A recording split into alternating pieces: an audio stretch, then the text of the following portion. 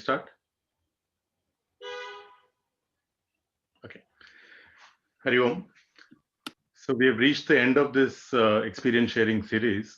Mine is the penultimate one, and we have one rockstar presentation from Alpana after mine, which will be a fitting end to this series. In one way, whatever I wanted to share has been shared by others in different forms and words. On the other hand, each one of us have some unique experiences and takeaways from Bhagavad Gita, same but not quite the same. So here I am with my experiences of how I got initiated into this journey, what has changed for me, and what hasn't, at least as of now, and what are the key takeaways for me.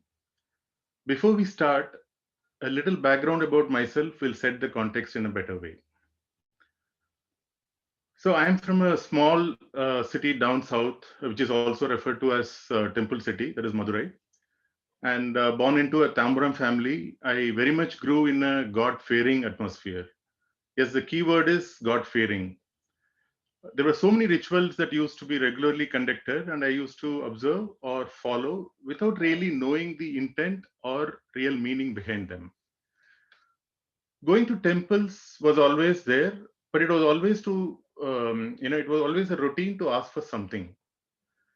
Then I came to Pilani, where the concept of spirituality was limited to watching B.R. Chopra's Mahabharata, serial in the common room every Sunday morning.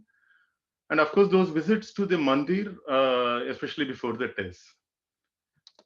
Post Pilani, I settled in Delhi NCR. I met my wife Anita in my first job. Incidentally, she also has a Pilani connection as she did her plus two from Balika Vidyapit. Of course, we didn't meet there. We were doing it parallelly, and we met in Delhi. After a long courtship and a hard time convincing family out there, we got married in 1997. A beautiful daughter was born, followed by a son who required a little more care for the first few years as he was born premature. So life was a little tough during those 2 years. For most people, when you're down is a time when you think of God. And during those 2 years, someone suggested to me that I should go to Shani Mandir or on Saturdays or chant Aditya Hridayam every day, and I did. It brought courage and peace to all of us, and hence I continue to do at least these two routines even today.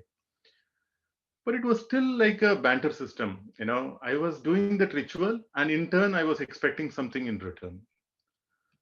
Life continued in material pursuit for the next 15 years, and I became an Aishwararthi. I believe this is a term that I came across recently for someone who's chasing material dreams. Somewhere along, my wife got into Brahmakumaris and found her calling. I still didn't believe much and was spending more hours in office. There were, of course, ups and downs in life. Towards the end of 2018, there was a jolt in the professional life, and I decided not to be part of this corporate rat race anymore and do something where I enjoy what I would do and also have time for other things in life. But the nagging question of why me kept coming back again and again, and I was not really getting answer. So, Pravina from our batch introduced me to Sri Velukudi Krishnan's lectures on Srimad Bhagavatam. Some of you may be aware of Sri Velukudi Krishnan. He's an excellent orator in all the three languages, English, Tamil, and of course Sanskrit. And that was my first initiation into the world of Vedanta. Still, something was missing, and that's the time I had a few discussions with Guntax, and I enjoyed those discussions. He encouraged, when I told him that I listened to Velukudi Krishnan, so he encouraged me to listen more. But he also pointed out there is much more on the subject. Then the famous Delhi dinner happened along with VP and Ajay, and this group was subsequently created. I remember the initial few sessions where things were going over the head. However, the structure of this group was such that it was a small group of known people who were absolutely non-judgmental. So it was okay to ask silly questions without the fear of being ridiculed. And it was also comforting that others also have similar issues that I'm grappling with.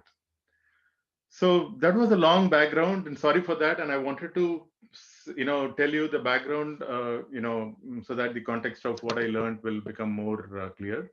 So I wanted to talk about a few takeaways for me, um, from the last 1 year journey, let's say. So the first one, you know,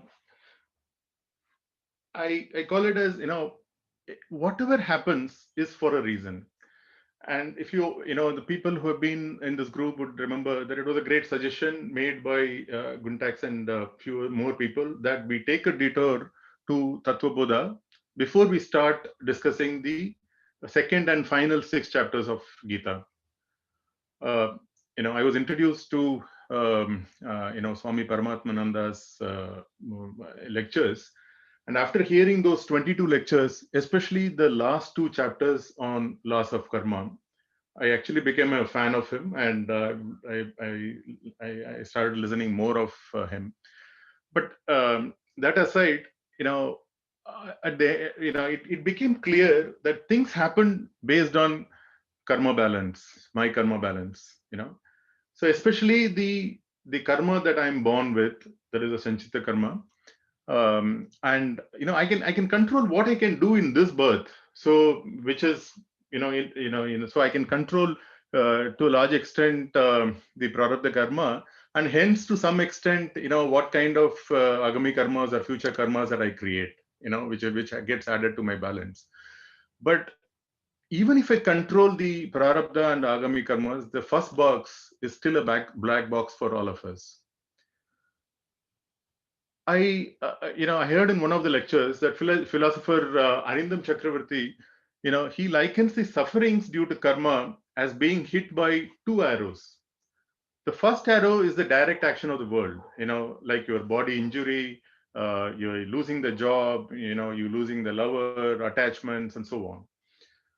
The second arrow is the sufferings due to the first arrow in the mind. You know, Please note that. I mean, I think it is very clear to this group, that these two arrows are very different. Spirituality cannot remove the first arrow. Even the noble souls like Sri Ramakrishna, died of cancer, right? In spite of being a good soul.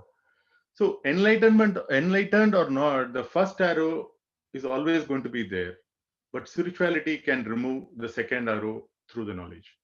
So what did I learn, or what has it taught me? You know, fo- which is nothing but the karma yoga itself. The focus on work at hand, not on the results. Don't be lazy. Work hard. Work selflessly. Eventually, I will get what I deserve.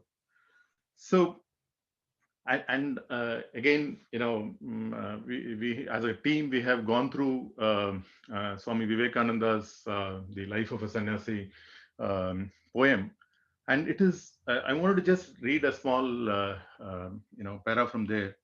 uh, who sows must reap, they say, and cause must bring the sure effect. Good, good, bad, bad. And and none escape the law.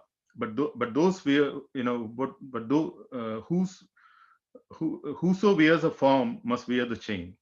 Too true, but far beyond. Both name and form is Atman, ever free. Know thou art that sannyasi bold. So Om Tat. So good, good, bad, bad. Is one of the great learnings that I take from here. The second one for me uh, is in one of the lectures, Acharya Velukudi Krishnan says very nicely, suppose you have to reach a particular place at 6 p.m. and you get delayed. Normally, what do you say? We blame it on the traffic, we blame it on the driver, we will blame it on various other factors. But suppose you reach on time, and then someone asks you, how did you manage to reach on time? Very often, the reply would be that I planned it well to be here on time. Most of us would say that. So when things go fine, we think that I have made it happen. And when things don't go well, we almost always blame it on the other external factors. So I firmly now believe there are five factors that govern the outcome of all actions. One is the situation itself. So in this case, for example, somebody has to reach at 6 p.m. and hence he has to go from A to B to reach there. So that's the situation. Then the individual or the small I, the body mind of me, of course, that also plays a role, because I should remember to go. My body should support to go there. And the tools that I have, I may have a car, I may have a driver, I may have a GPS and so on. And the fourth is how I use those tools. I may have a great GPS, but if I don't know how to use that, what is of use to me. The fifth one is the unknown forces. There could be rain, which I had planned everything. I have the right tools. I know how to use the right tools. But when I start, there is a heavy rain, or there is a diversion, or there is something that happens which is absolutely I don't have any control over. So I, the individual, can take only the credit of 20% at the most, which is the 20% of my body and mind. That's the only credit that probably I can take, and the rest is not in my control. So what is the learning for me from here? I understand that I'm only an instrument and the wielder is someone else very clearly, and we have gone through this in multiple ways. And I should have an equanimous attitude to accept the outcome, whether it is good or bad. The third learning for me, or the third takeaway, is you know I wa- who's God? So I've always believed the concept. I've always believed the concept of someone is out there who's very pure and who's more powerful because of that purity. And refer to that as God. Somehow I've never believed in the concept of an individual who is currently alive or was alive in the recent times as God. Yes, he or she may be more sattvic than others, and because of that sattvikness, he may even have powers, that are magical. But it is only after going through Gita I realize that God exists in each one of us who exhibit properties like compassion, humility, ahimsa in both thought and action, and all other qualities described in Gita. Each of us have those three gunas in us in various proportions, and that defines who we are and what we do.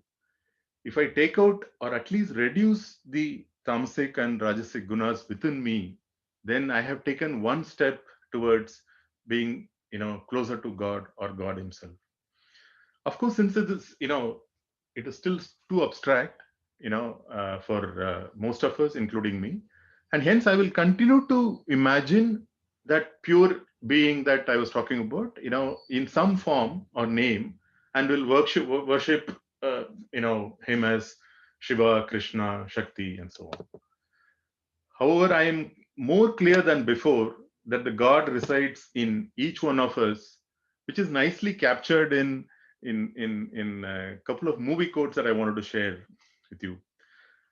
I mean, the one on the left, it's one of my favorite movies, Swades. And whenever I hear the song, I almost, it brings me tears. So I, just wanted to take a second to read that. Ram बस भक्तों में नहीं शत्रु के भी चिंतन में है देख तज के पाप रावण राम तेरे मन में है राम तेरे मन में है राम तेरे मन में है राम तो घर घर में है राम घर हर आंगन में है मन से रावण जो निकाले राम उनके मन में so I think it's so powerful. I mean, Ram resides in all of us. The one who takes out the Ravan or the bad things from himself becomes the God himself. The second one is a movie called 13 Hours, Benghazi, the 13 Hours. And, I was just watching this movie and it came and I could immediately relate to that. So all the gods, all the heavens and all the hells are within us. The third one is again a famous Tamil movie called Anbe Sivam. This was referred to in this group in a few discussions. Absolutely great movie, and if people who haven't seen this movie, even if you're not a from South, at least you should watch it with subtitles. So the entire movie's theme is based on this whole thing that anyone who shows human compassion is God. I mean, that's the whole theme of this movie. So, uh, that's those are the three things that I wanted to share. And in summary, I wanted to share what has worked for me so far. Where I think that I have made a few. I moved the needle, and what are the things that where I'm still struggling, and I'm working on it. So the first one is, the right attitude is, understanding that, the right attitude is more important than the action itself. You know, so what used to happen is, when I used to like helping people. I mean, when I say help, it could be a small technical help, it could be financial help, or any physical help, anything. But then, what used to happen earlier was, so when I used to do that, I used to feel happy. But you know, but when I don't get the right response back, that somebody says that, somebody appreciates, or somebody shows gratitude. If they don't do that immediately after that, I used to go in sulking. So here I was, some action of mine was making me happy, and after some time, the same action has actually brought me, has made me sulk. And so but I realized that, I mean, at least this journey in the 1 year has made it more clear to me that, it is, if I like something, I should do that without really expecting uh, a return reaction from that. And I'm able to, I can fairly say that, I have moved on from where I was to, in the right direction. The second is, I have a realization that, what I was earlier in my birth or in my previous birth, it doesn't matter at all. What matters is what I do in this birth going forward, because that's the only thing that I can control. You know, so that has brought a lot of a peace and a direction for me. The third is, I think the, karma yoga is one of the favorite topics for almost all of us in this group. And I personally, love the chapter so much that, and the concept of prasada buddhi and ishvara arpana buddhi, in terms of accepting everything, as if it is a prasad from the god, as well as having an equanimous um, attitude, in doing, uh, because with the understanding that I am only an instrument and somebody else is wielding that. That has made it, that part has been more institutionalized, I'd say.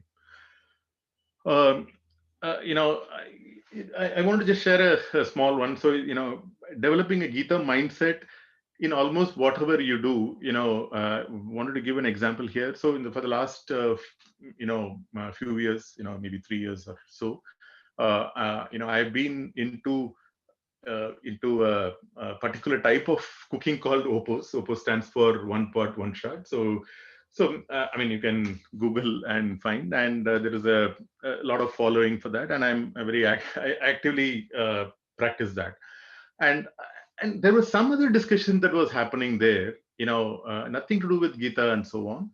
Uh, the concept of opos is that, you don't overcook food, you don't add too much masalas and so on. So, cook in the juices of the vegetable itself and so on. So that's the theme, and that is what we were discussing. And suddenly it kind of hit me that, we were discussing towards the end of the book, especially the chapter 17, and to be precise, the verse 10. I'm not very comfortable in Sanskrit, so I will not read out the shloka, but the essence of that shloka is foods that are overcooked, stale, putrid, polluted, and impure are for the ignorant. And that, I kind of, immediately I could relate to Oppo's. Right or wrong, I don't know, but, that's, at least it is in the back of the mind. Similarly, I was talking about this 13 Hours Benghazi movie.